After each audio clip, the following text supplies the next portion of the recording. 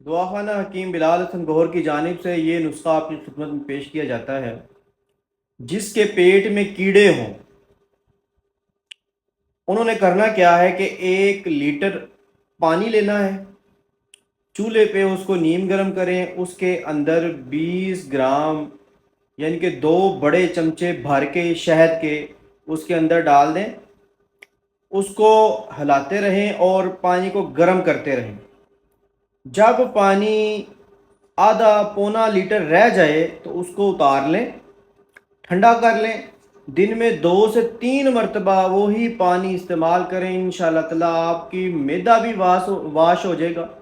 آپ کی معدے کی جو نالیاں ہیں، جو چھوٹی آنت بڑی آنت ہے، یہ سارا جو سسٹم ہے نا، یہ ڈائجسٹو سسٹم سارا ایک دفعہ